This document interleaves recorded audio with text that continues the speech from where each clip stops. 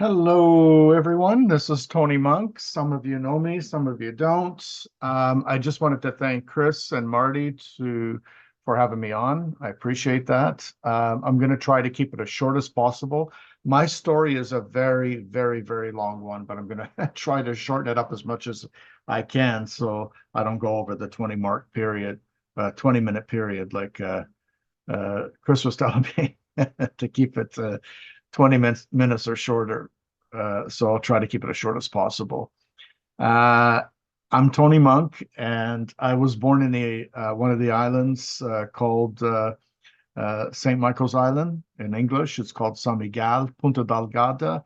There are 9 islands in the middle of the Atlantic Ocean, 1,000 miles away from Portugal. It is Portuguese. We're closer to the Canary Islands, which is in Spain, or owned by Spain. We were born and raised. There's 4 boys. I'm the second oldest. Born and raised on this island. Mom looked after us mostly. I remember playing in the yard. We had a huge yard. It was a big, big yard. We had pigs, we had chickens, we had a dog, we had all kinds of fruit trees, and our yard was if you step back and you look at a photo and you look at a photo of stairs, for example, like stairs going down, that's what our yard was like. The neighbor's yard was down, going down a stair, and then the next one, and so on. It was like on the side of a mountain, and it was quite fascinating because the yard next door, the kid that lived there, Joe, was my best friend, and we used to climb his tree. It was a fruit tree. I can't remember what kind of fruit. It doesn't grow here. It only grows in the Azores. And we used to climb down that tree and play with him in his yard, and then he'd come up and play in our yard. But I remember playing in the yard mostly. It was a tropical place, and the temperature was anywhere from 22 to 23 degrees. Uh, I don't know what it is in American. I think it's Fahrenheit, but I'm not sure what it is. But I just know it in Canadian. But we had fun as kids, but we never went to kindergarten. In the Azores, they put us right into grade 1 when I turned 6 years old. And it was more of a disciplinary educational system. Um, it wasn't as kind as it is here in Canada. Uh, the teacher would put up questions up on the board, mostly mathematical equations, and he would come around and ask the kids for the answer to the equation. And if we didn't know the answer, we had to put our hand out, and they would hit us with a ruler, about sometimes 5 and 10 times, all depending. So we were always beat on and hit. I remember being slapped in the face a few times because I wasn't paying attention. But that was what it was like back then.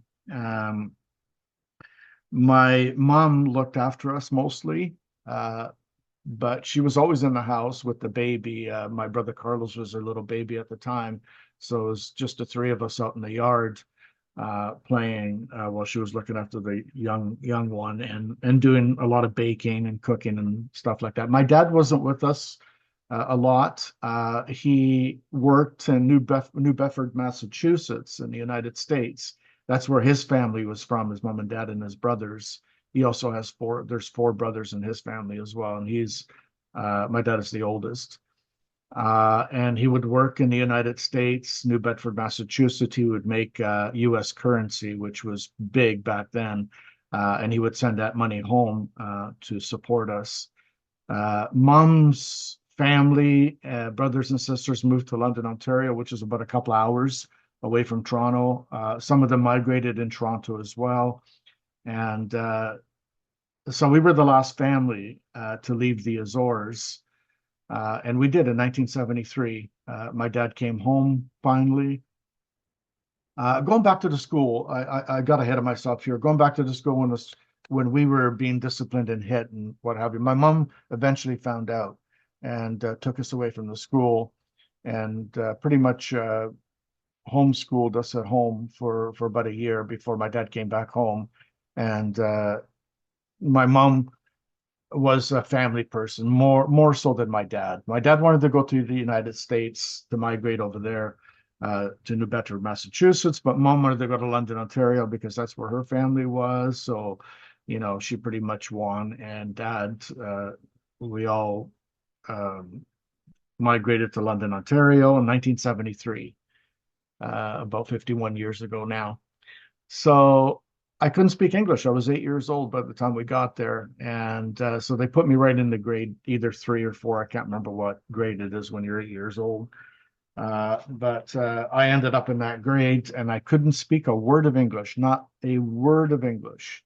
Couldn't understand it, couldn't speak it, cried a lot. And I was expected to do the same work as all the other kids. So the teacher would come around to make sure that, we're doing the work properly, how they look and see. And I wasn't doing anything. So the teacher would yell and scream in my ear and call me stupid and would grab me by the hand and take me to the corner and have me play with Lego to make me look like a fool in front of all the other kids while all the other kids were smiling and laughing and so on. So I felt like I was pretty much ridiculed and judged and treated like crap when I was a kid.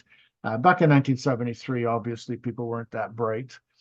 Well, the educational system anyway.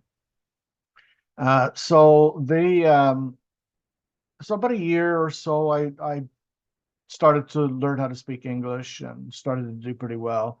And then, of course, being a kid, you learn a lot quicker than adults. And that's exactly what happened. So I breezed through school, no problems at all after that.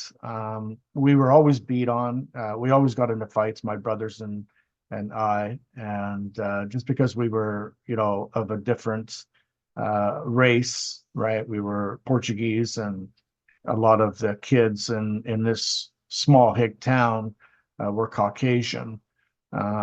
So we were always, looked down upon. So we got into fights constantly.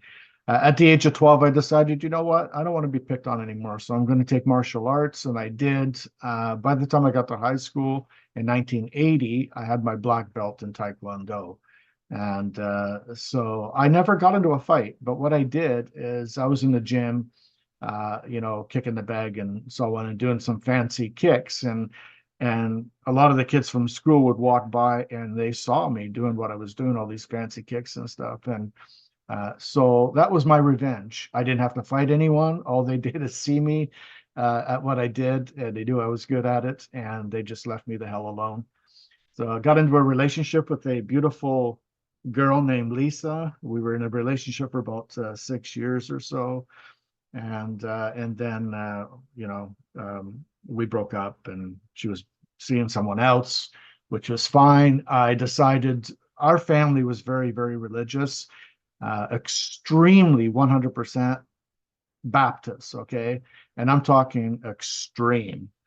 We weren't allowed to make friends with any Caucasian children because my parents were telling us that we were the chosen ones because we're religious and we're going to heaven, and any Caucasian person that is not religious like we are is going to hell. So this is how this is the mentality I had, right? So at 18 years old, I knew that it was a farce and I just couldn't handle it anymore. So I decided to leave home and became the black sheep of the family, did a lot of, black sheep stuff. And I'm not going to go into a lot of details. We'll leave that for another time. But anyway, I decided to leave home, live with friends, did a lot of drugs, drinking, partying, a lot of stuff that 18-year-olds do. And then when I was 19 years old, I decided to come across the country, about 4,000 miles away from home. At that point, I didn't have a lot to do with my family. I was just living with my friends, and I wanted to meet different people. I was tired of living in a shallow-minded, boxed-in mentality. So when I left home in 1985, I decided to come out to BC, and came with a friend of mine. And then I met my partner about a couple of months later, and we've been together for about 40 years now. In about the early 90s, no, sorry, the mid 90s, it was the dot-com era. As some of you would know what that means. The internet was just blooming, so there was a lot of stuff going on. I never got into MLMs. I hated MLM. I didn't like the fact of recruiting anyone. So I got into trading. I did options trading. There was a seminar that came to Vancouver, and it looked very intriguing. And I've always, I've always loved number crunching. So I went to Vancouver, went to this seminar, and paid a few $1,000s to learn the course, and became a pretty much a master trader. So I traded options, traded credit spreads, vertical spreads, all kinds of complicated iron condors, and you know, I guess I'm probably speaking Japanese at this point to a lot of people that don't understand trading, but it was fun, and I made a lot of money. My partner and my partner also made some good money as well. So we were both making good money. We ended up living the lavish lifestyle. We traveled all over the world, all over Europe.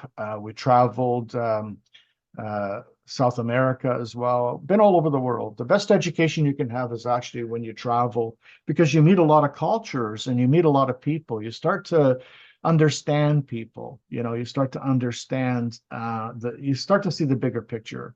And it was a fantastic time. But at that time, for me, it was all about money. It was all about the money. And so everything else was pretty much secondhand. I was not a very nice person at the time.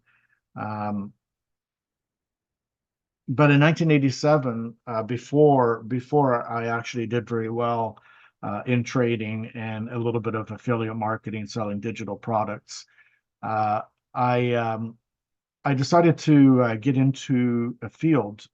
I'm backing up now before I did the trading. I'm sorry, I'm getting ahead of myself here. In 1987, in Vancouver, there was an institution called Woodlands, and a lot of people with developmental disabilities lived in this institution, but it was pretty much like a jail. Okay, they didn't treat these individuals very well. We didn't know how to, excuse me, we didn't know how to treat them. Okay, so they treated them the best way they knew how, which was pretty much inhumane as far as I'm concerned. But anyway, the parents advocated against their children being treated like animals and lab rats. So the government decided to create something called group home settings, like normal homes, where we would migrate these individuals into these homes, and people like myself, who were support care workers, went into these homes to work with them. And then that's when I started in 1987. And I fell in love with it. I felt I felt that was my passion at the time, because I loved helping vulnerable people and people that were ridiculed and looked down upon, like I was when I was a child when I first came. Remember, I was telling you the story of the Azores when I first came to Canada. I was treated the same way pretty much. So I guess maybe that's why I got into it. But I loved it. I loved it. And then now moving back into the 90s, I was already in Vancouver. That's when I came across the country, like I told you, told all of you here. And you know, I was trading. I'm sorry, I lost my train of thought here. Yeah, I was trading and did very well, traveled the world, blah blah blah. And I realized, you know what? I'm not happy. I'm not happy. I mean, I'm pretty much living the dream that everybody, you know, dreams about, but I'm not that happy. I'm a miserable person. I'm always miserable. I felt depressed all the time, and I didn't know why. But I realized a couple of years later that, well, a few years later, that it had to do with a lot of drinking. I was pretty much drinking and doing drugs on a consistent basis. And when you have a lot of time in your hands and a lot of money at a young age, that's what you do. So I was trading for a while, and I just didn't like the fact of trading, especially when I was traveling. Taking my laptop everywhere and opening it up and trading, and it just took a lot of my time. And I thought, you know what, I'm just going to put my money into investments, and that's what I did. One of them were Lehman Brothers, and some other bankers and we all know what happened in 2008 and 2009. So I lost a substantial amount of money. And it was the best thing that happened to me because at that point I thought, you know what, I got to go back into work, and I went back into dealing with people with developmental disabilities again. I was a nurse at this point. Because of the money that I made, I decided to become a psychiatric nurse. So I furthered my education just to have that, just in case to fall back on. But that's exactly what happened. I had to fall back on it because I lost everything. Uh, so it was the best thing that happened, because I realized that that was my passion. That's something I always wanted to do. I always loved the fact of looking after people, and I've been doing it since. In 2018, Matt Mahalik, which is my sponsor, told me about Onpassive. And I thought to myself, Jesus, oh God, I don't want to get back into this again. And I don't like MLMs. I told him, I said, I've never done MLMs. I'm not about to start. And he says, it's not an MLM. It's completely different. It's informational technology company. And you pretty much don't have to do much. There's a couple of things you do need to do, but it's very minimum, and it's a lot better than anything out there. And I thought, okay, well, I'll take a look at it. I listened to the 2 audio recordings that Ash did, and for some reason, it struck a nerve with me in a good way. I thought to myself, you know what? This guy that's speaking, Ash Mafara, sounds very legitimate. Okay, he doesn't sound like your typical salesman. He really believes in what he is saying, and I'm going to look further into this. So I didn't right away. This is July, actually. I waited until October 5th, 2018 is when I actually signed up and got in. And I'm glad I did, because met a lot of really good people. I had my own webinars at one point.